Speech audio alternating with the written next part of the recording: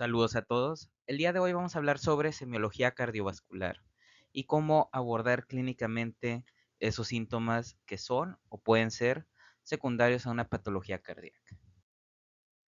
Existen varios síntomas que son cardinales a las enfermedades del aparato cardiovascular. No necesariamente quiere decir que sean la única causa por la cual se producen estos síntomas.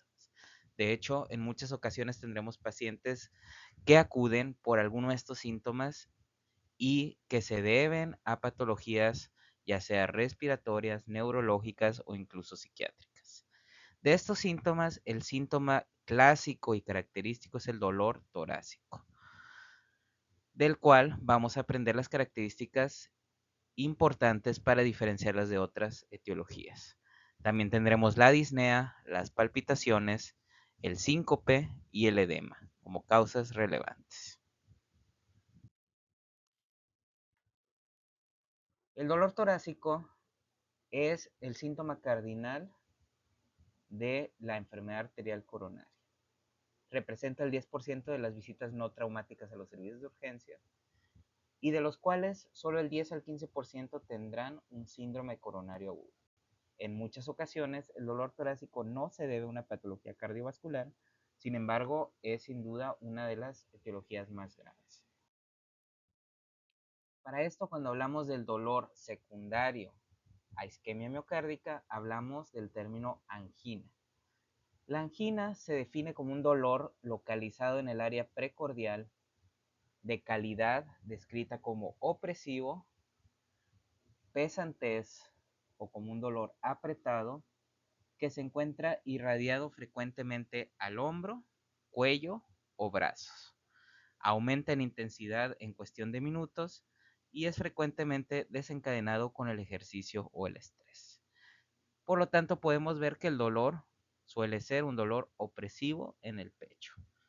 Y las irradiaciones son características. Como vamos a ver, se puede irradiar ambos hombros, cuello, brazo izquierdo o brazo derecho inclusive, mandíbula y epigastrio.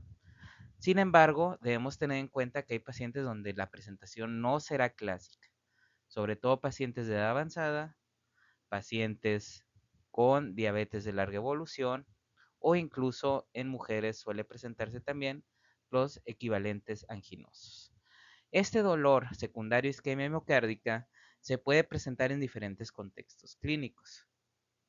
Hablamos de una angina estable, aquel dolor que es posible predecir su comportamiento, que se ha mantenido y que suele durar usualmente menos de 5 minutos, pero como tal puede durar incluso menos de 20 minutos y suele presentarse con el ejercicio y disminuir con el reposo o el uso de nitratos. Por el contrario, la angina inestable denota que se puede tratar del preludio a una enfermedad coronaria descompensada o a un síndrome coronario agudo, infarto agudo de miocardio o incluso la presentación más grave que sería la muerte súbita. La angina inestable puede ser aquella angina que aparece de forma nueva, de reciente aparición, que suele ser increciendo, que empieza a aumentar en intensidad o en frecuencia o que incluso se presenta durante el reposo. La angina inestable que tiene estas diferentes posibilidades o características que puede llegar a presentar es más grave y requiere un abordaje más agresivo y en muchos contextos se presentarán de forma hospitalaria al área de urgencias. Los síndromes coronarios agudos, como veremos en las clases de patología, se dividen en aquellos con elevación y sin elevación del segmento ST, principalmente secundarios a una oclusión total o subtotal de una arteria coronaria. Esta es la clasificación clásica de la angina. Hablamos que la angina típica, la angina clásica, cumple tres características principales. Una es que el dolor es retroesternal precordial con características clásicas, las cuales describimos previamente. Es decir, hablamos de un dolor, el cual es opresivo, localizado en el área precordial, con una duración aproximada de 5 minutos o al menos menor de 20 minutos, con irradiación a brazo izquierdo, a cuello, a hombros Aparte, cumple una segunda y una tercera característica. Una es que es desencadenado por el ejercicio o el estrés emocional y en ocasiones incluso por la alimentación. Y la tercera es que cede con el reposo y o el uso de nitratos. Es importante mencionar que algunas de estas características, por ejemplo, el uso de nitratos, no son específicos de la enfermedad coronaria y en trastornos de la motilidad esofágica también podemos tener mejoría del dolor. La angina atípica clásicamente se define como aquella que cumple dos de esas tres características y el dolor torácico no cardíaco aquella que cumple una o ninguna de las características citadas. Es importante mencionar que las guías actuales de dolor torácico no promueven el uso de esta terminología y en muchas ocasiones se prefiere el término dolor posiblemente cardíaco para aquellos dolores atípicos no diagnósticos. Para aquellos que tenemos este dolor clásico de angina, tenemos una clasificación que nos permite evaluar su estado funcional y su calidad de vida relacionada al síntoma de la angina, que es la clasificación de la Sociedad Canadiense de Cardiología. En estos casos, hablamos de una clase 1 cuando la angina no se induce por ninguna actividad física ordinaria y solo se presenta cuando hay ejercicio prolongado o esfuerzos extenuantes, que nuestra meta sería que el paciente se encontrara en esta clase funcional. Tenemos la clase 2 que se va a presentar con una muy pequeña limitación para las actividades ordinarias. La angina se presenta al caminar o subir escaleras rápido, subir cuesta arriba, estrés emocional intenso o de forma clásica se describe como caminar más de 2 cuadras o más de un piso de escaleras, es decir, más de 200 metros. La clase 3 es aquella con una limitación marcada para la actividad física ordinaria. Caminar 1 o 2 cuadras o subir menos de un piso de escaleras desencadena la angina o incluso actividades leves como vestirse, bañarse. La clase 4 es la incapacidad para realizar cualquier tipo de actividad o que presenta angina en reposo, que evidentemente este grado de angina requiere un tratamiento lo antes posible. Aparte de hablar de la angina como síntoma, me gustaría que consideráramos lo que es la angina en el contexto de infarto agudo de miocardio. El dolor torácico en el contexto agudo se aborda diferente al contexto crónico. Y para esto tenemos aquí descritas las diferentes características que se le estudian a todo tipo de dolor. En el infarto agudo de miocardio tenemos que la naturaleza o las características de este dolor suelen describirse como una opresión, pesantez, disconfort o presión en el pecho. En ocasiones el paciente no lo describe como dolor, sino como una opresión. Inicia de forma súbita y aumenta rápidamente en intensidad en cuestión de minutos. Esto es hablando del infarto agudo de miocardio, que puede ser diferente en los contextos crónicos como en la angina estable, donde puede empezar a presentarse de forma más gradual. La duración en el infarto no es la de un comportamiento de angina estable. Al contrario, en el infarto la duración del dolor será normalmente mayor a 30 minutos. La localización es retroesternal a nivel del área precordial y se irradia de forma característica a hombros, brazos, mandíbula, espalda o incluso epigastrios. La intensidad es, en definitiva, variable. Esto es muy importante tenerlo en cuenta, ya que un dolor leve o incluso que permite al paciente caminar o hacer sus actividades normales no descarta un infarto agudo de miocardio.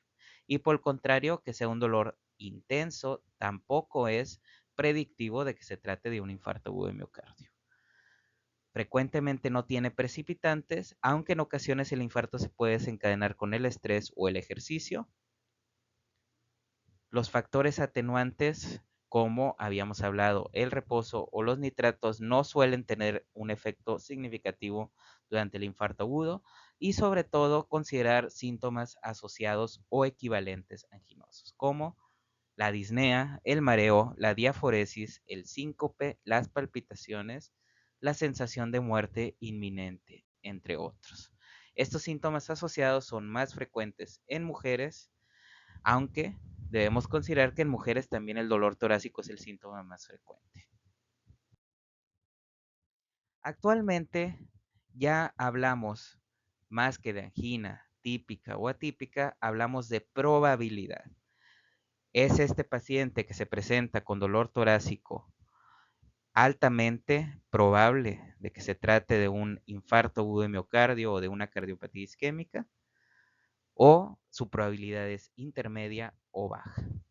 Es decir, un paciente con factores de riesgo cardiovascular que presenta un dolor central, opresivo, pesado, retroesternal, tiene una mayor probabilidad de que se trate de un infarto o de una angina inestable que aquel dolor de características pleuríticas, posicionales o que cambia frecuentemente de localización sin irradiación. Sin embargo, a pesar de lo que podemos ver claramente descrito a este nivel, hay que tener en cuenta que ninguna característica por sí sola descarta al 100% el diagnóstico de un infarto agudo de miocardio.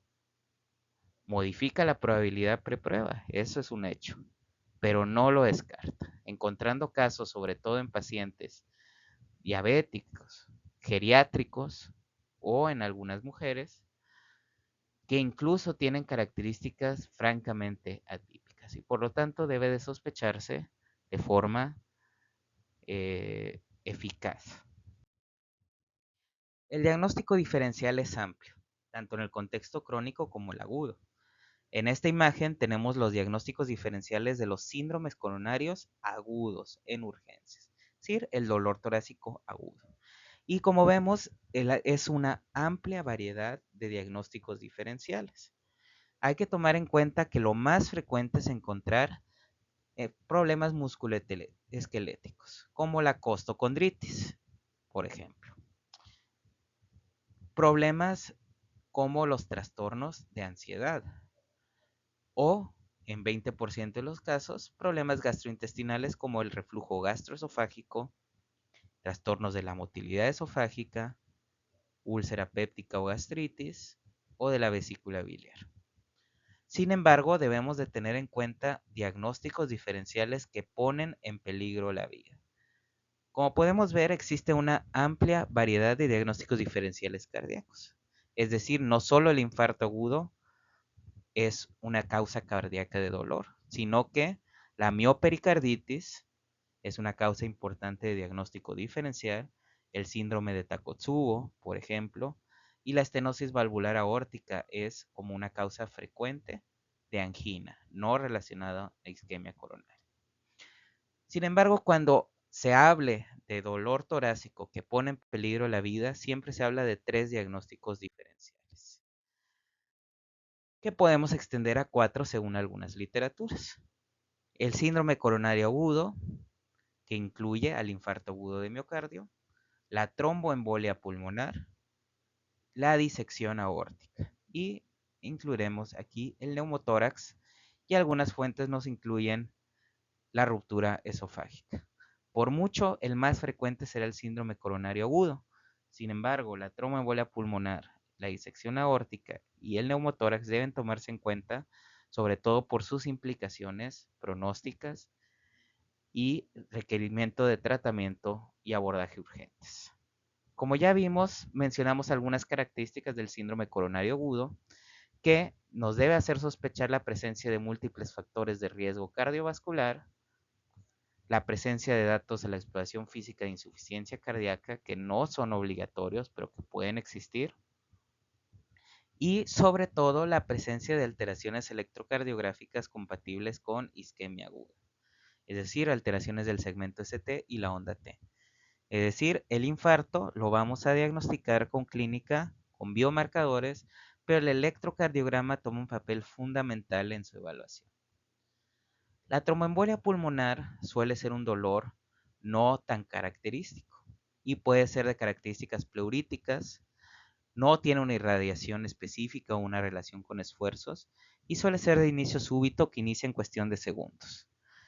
En estos casos esperaríamos encontrar un factor de riesgo tromboembólico como sería la hospitalización prolongada, las inmovilizaciones o la neoplasia.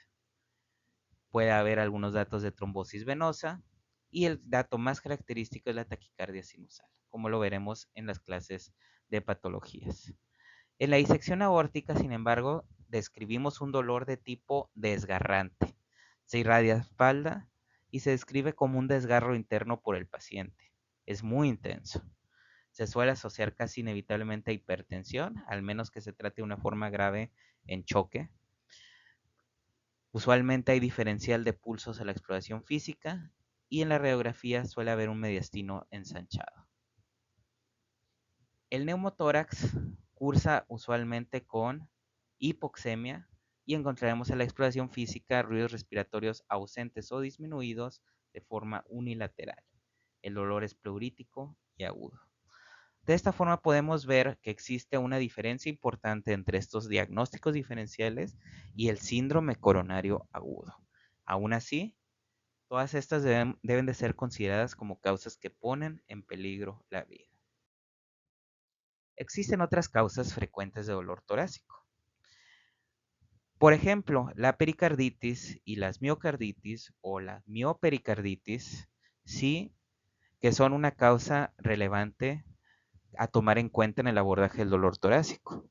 Sin embargo, este dolor característicamente es un dolor pleurítico, definido como un dolor que aumenta con la inspiración, con el esfuerzo físico de Valsalva, es decir, la maniobra de Valsalva, con la risa, por ejemplo. Suele mejorar al sentarse e inclinarse hacia adelante, dato típico de la pericarditis, y puede estar acompañado de un frote pericárdico a la auscultación y hay alteraciones electrocardiográficas características o altamente sugestivas, las cuales mencionaremos en su respectiva clase. En la miocarditis, la inflamación se extiende al miocardio, pero también tenemos las pleuritis, ya sea infecciosas o no infecciosas, donde podremos tener un dolor de características similares localizado a nivel de la pleura y un frote pleural. El reflujo gastroesofágico suele asociarse a ingesta de alimentos y puede aumentar con el decúbito supino o a horas cercanas de acostarse.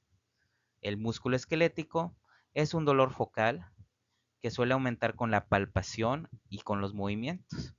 Y el herpes zóster, diagnóstico importante, sobre todo en adultos de edad avanzada, es un dolor muy intenso, quemante y que suele estar limitado a uno o a unos cuantos dermatomas. Como ven, estas características orientan, pero como ya mencionamos, a pesar de que sí orientan a ciertas etiologías en específico, en ningún momento podemos considerarlas como totalmente diagnósticas o que nos permitan descartar las cosas más graves, principalmente el infarto. El infarto se debe descartar en todos los casos de dolor torácico agudo. Para esto, sabemos que desde hace mucho tiempo los abordajes y algoritmos actuales toman en consideración que el electrocardiograma debe tomarse en todos los dolores torácicos agudos que se presentan en urgencias y que este debe de tomarse en los primeros 10 minutos de su presentación. Este electro nos permitirá, al menos, detectar el infarto agudo con elevación del segmento ST, que nos habla de la forma oclusiva que requiere reperfusión inmediata, y también nos servirá para el abordaje general de las causas de dolor torácico. En el contexto crónico y en ocasiones en el contexto agudo, debemos de considerar la probabilidad de cardiopatía isquémica que tiene nuestro paciente. En estos casos existen varios tipos de escalas que nos sirven para evaluar precisamente esto. Una de las más conocidas es la clasificación de Diamond-Forrester, que toma en cuenta las características del dolor, el sexo del paciente y la edad. En estos casos hay que tomar en cuenta que un paciente, por ejemplo, joven, de 20 y tantos años, que se presenta con un dolor de características musculoesqueléticas, es decir, un dolor muy localizado, incluso con la punta de un dedo, que aumenta con la movilidad, pues sería un dolor que no cumple características de angina y al ser un paciente joven su probabilidad se considera muy baja. Por el contrario, todo tipo de dolor torácico que se presenta en un paciente mayor de 70 años tiene una probabilidad más alta, aun si no es típico. En los hombres, un dolor típico de angina, incluso a partir de los 40 años, tiene una probabilidad considerada como alta, es decir, arriba del 15%, ya se considera una probabilidad alta de acuerdo con esta herramienta de Diamond-Forrester modificada. Existen algunos otros algoritmos como el consorcio de cardiopatía isquémica. Hablando del siguiente síntoma, la disnea es otro de los síntomas cardinales de las enfermedades cardiovasculares, especialmente del abordaje de la insuficiencia cardíaca. La disnea se define como la experiencia subjetiva de dificultad para respirar, descrito frecuentemente como falta de aire. Y existen causas múltiples.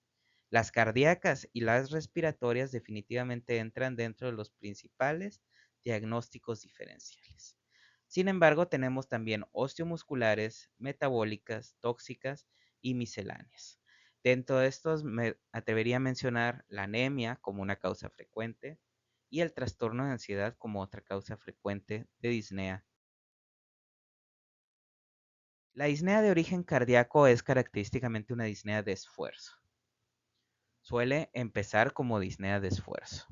Y aquí tenemos esfuerzos grandes, medianos, pequeños y evoluciona hasta ser una disnea de reposo. Pero hay dos síntomas característicos de la insuficiencia cardíaca con alto grado de especificidad. La ortopnea, que es la disnea al encontrarse acostado o en decúbito supino, y la disnea paroxística nocturna, que es aquella disnea que aparece durante el sueño y que despierta al paciente.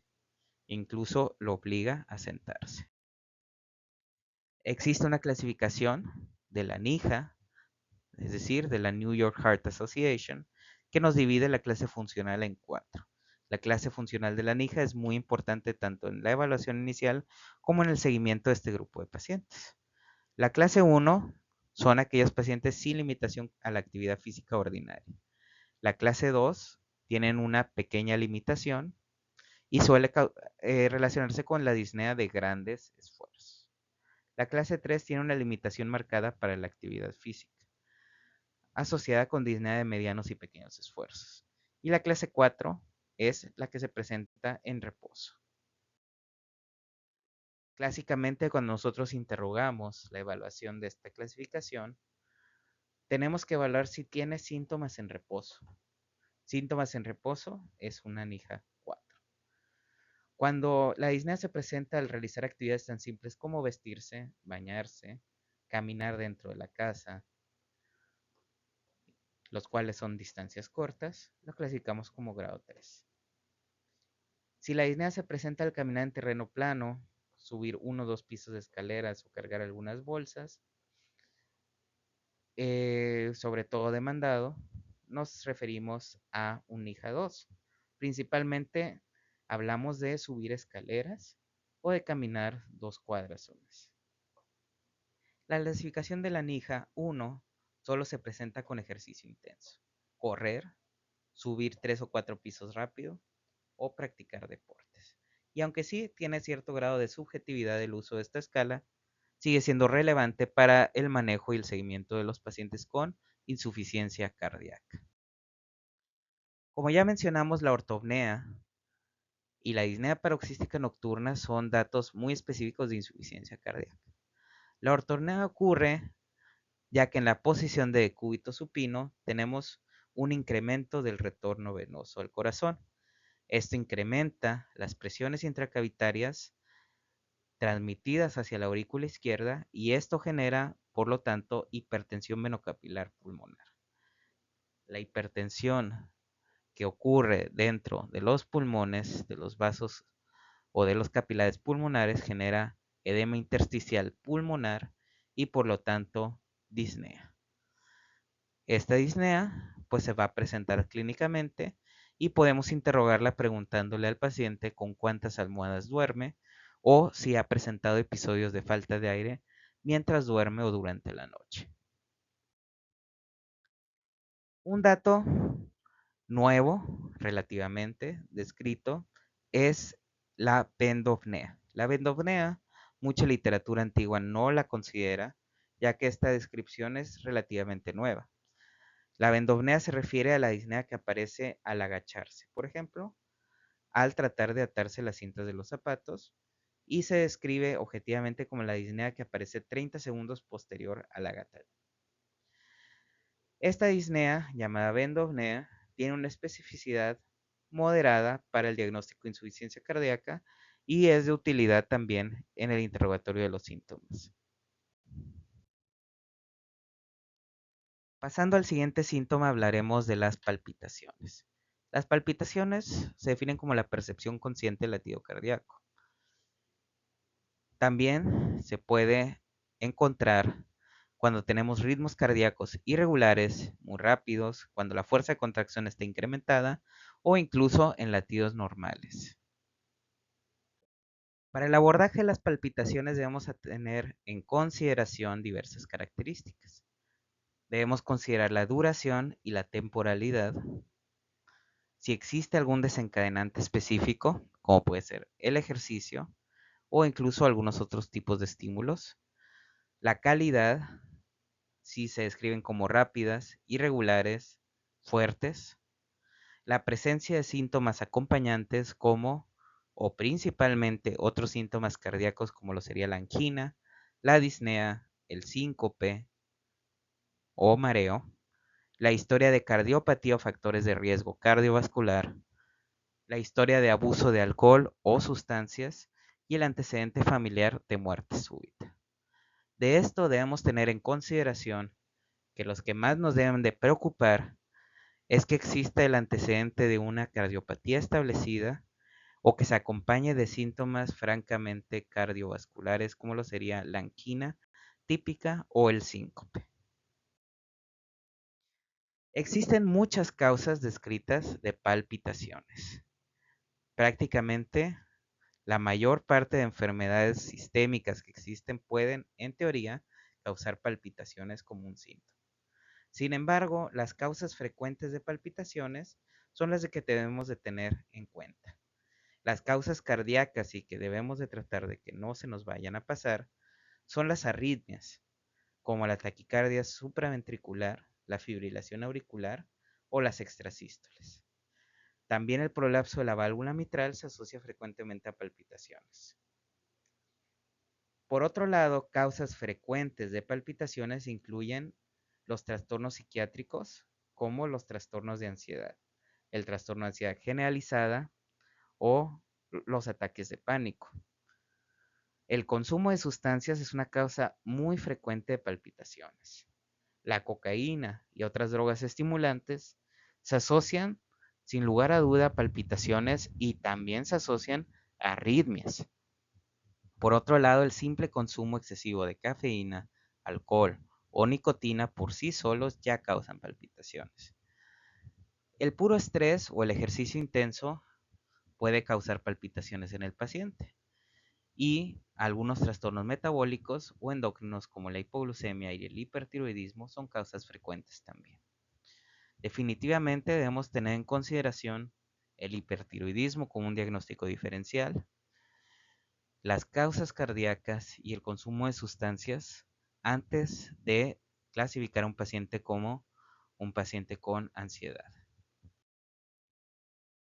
Para el abordaje de palpitaciones, debemos considerar si existe alguna arritmia agregada.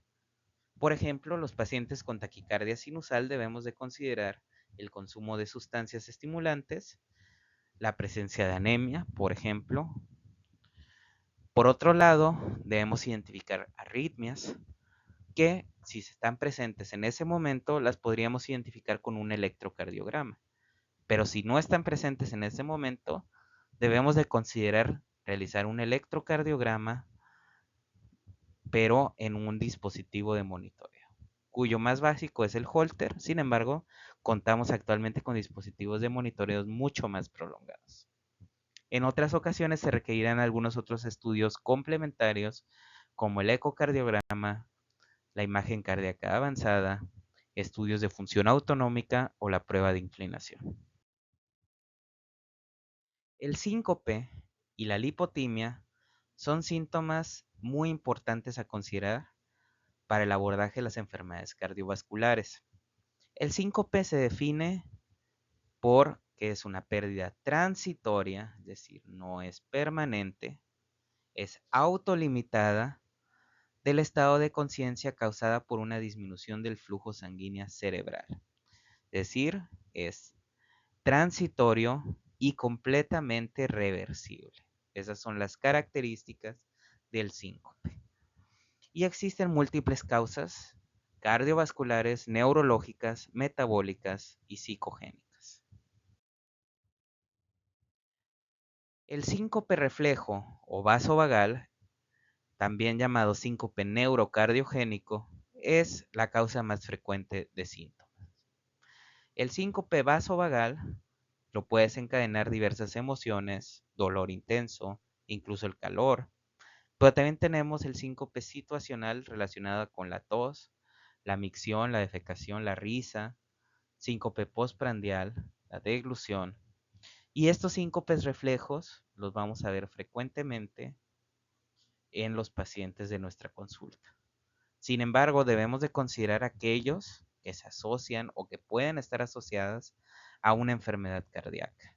Estos diagnósticos no se nos deben de ir.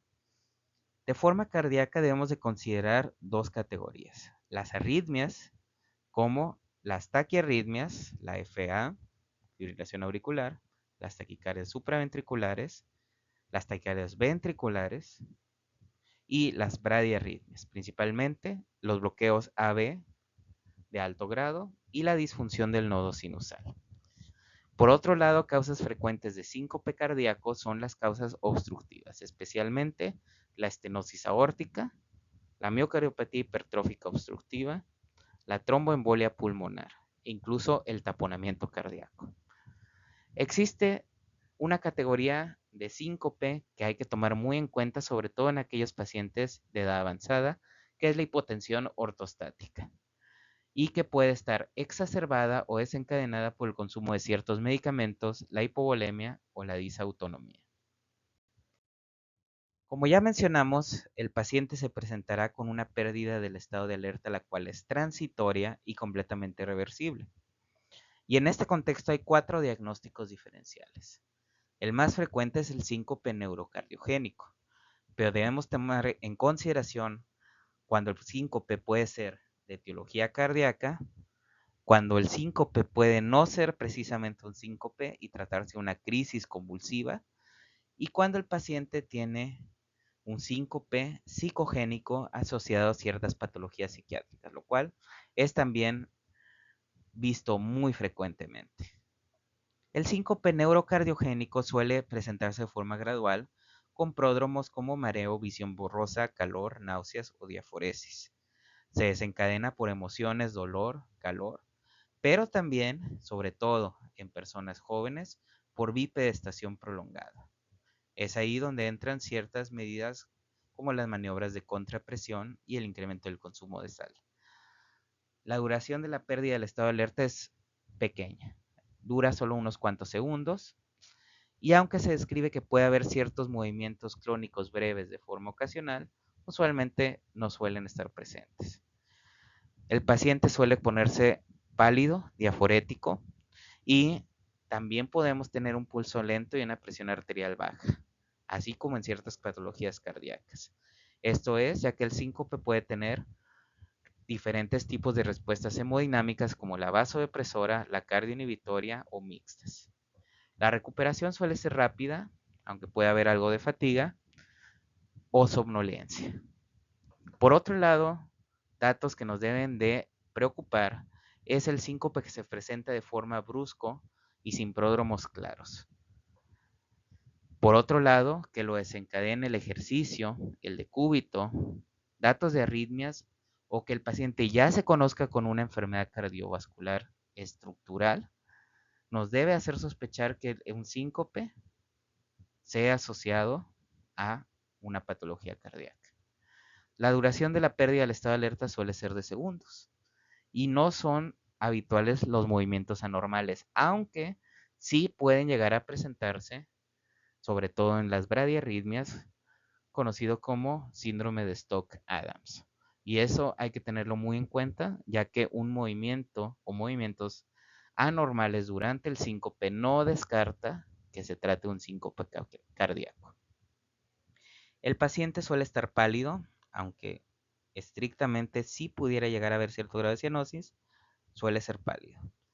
Podemos encontrar pulsos muy regulares, rápidos, la presión arterial suele estar baja y la recuperación es rápida, al menos que la arritmia sea persistente o el paciente llegue a desarrollar un paro cardíaco.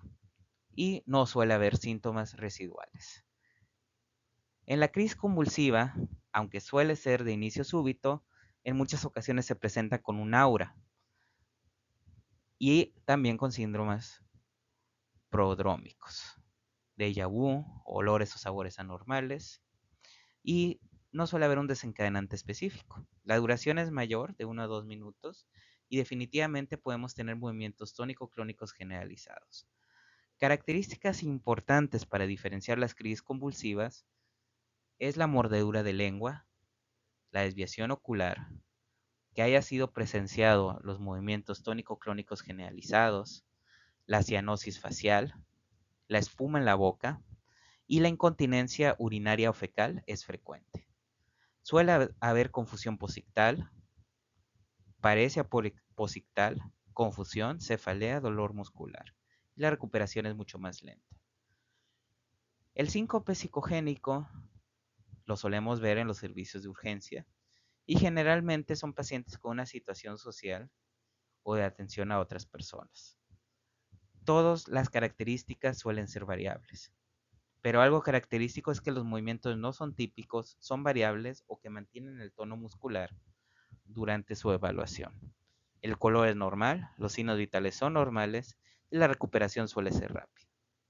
Estos pacientes deben de recibir una evaluación psiquiátrica para el tratamiento adecuado de su patología de base. El síncope de alto riesgo puede tener una o más de las siguientes características. Estas son las características que todos debemos de revisar y encontrar en los pacientes que se describen con un síncope. La presencia de síntomas nuevos como dolor torácico, disnea, cefalea muy intensa o dolor abdominal. La presencia de síncope durante el esfuerzo o el decúbito, como lo habíamos mencionado, que haya sido precedido de palpitaciones de inicio súbito o sin pródromo. Algo muy relevante es que exista historia familiar de muerte súbita a edad temprana, que exista antecedente de cardiopatía estructural o enfermedad coronaria como el antecedente de algún infarto, la presencia de hipotensión persistente, bradicardia persistente, un soplo o la exploración física o un electrocardiograma anormal. La presencia de alguno de estos datos nos cataloga como un síncope de alto riesgo y estrictamente debería ser un paciente que se aborde de forma intrahospitalaria si es que el paciente se presenta de nuevo en el hospital. Finalmente hablaremos del edema como síntoma cardiovascular. El edema en general se produce por un desequilibrio en las fuerzas de Starling. Suele presentarse como secundario un incremento en la presión hidrostática capilar, a una disminución de la presión oncótica, a un aumento en la permeabilidad capilar o una disminución del drenaje linfático. Un ejemplo de disminución de la presión oncótica es la desnutrición y la hipoalbuminemia, secundarias a enfermedades críticas. El aumento de la permeabilidad capilar puede ocurrir en trastornos inflamatorios o simplemente traumáticos. La disminución de drenaje linfático puede ocurrir, por ejemplo, en el linfedema, pero también puede ocurrir en otras patologías. Y el incremento de la presión hidrostática en condiciones que generan una hipervolemia en el espacio intravascular. Sobre el edema debemos de evaluar su duración, su distribución, si es localizado, generalizado, simétrico o asimétrico, si se acompaña de otros síntomas como dolor, eritema, los antecedentes, si pueden sugerir alguna enfermedad cardíaca o no cardíaca, y por supuesto la historia de medicamentos. Hay muchos medicamentos que tienen edema como un posible efecto adverso, como lo serían los calcio antagonistas. Característicamente el edema cardíaco es progresivo, inicia en miembros inferiores y es ascendente. Tiene signo de la fobia positiva y en ocasiones se puede acompañar de síntomas cardíacos como sobre todo la disnea de esfuerzo y la ortopnea. En casos avanzados, el paciente puede llegar a presentarse en anasarca y en estos casos puede ser difícil encontrar estas características. El signo de la fobia nos habla de que posterior a la presión con un dedo en el área edematizada tendremos persistencia de la fobia y existen ciertas clasificaciones de grados de acuerdo con la profundidad de dicha fobia. Más que clasificarla por cruces, como solemos hacer en las notas médicas, lo más relevante es saber identificar de forma adecuada dicho signo. Podemos tener el edema en el contexto agudo o en el contexto crónico. Para fines prácticos, debemos de considerar como causas frecuentes de edema crónico la insuficiencia cardíaca, la insuficiencia hepática, la insuficiencia renal y la insuficiencia venosa crónica. En un paciente que se presenta con edema agudo o de muy rápida evolución, siempre debemos de considerar la trombosis venosa profunda, que suele ser un edema unilateral. Pero también debemos de considerar la agudización de todas las causas crónicas que ya mencionamos. Por ejemplo, la enfermedad renal crónica con síndrome urémico o la insuficiencia cardíaca descompensada se pueden presentar con un edema relativamente agudo en su presentación. Finalmente, los dejo con la imagen de William Heberden, quien realizó la primera descripción clínica de la angina en 1768.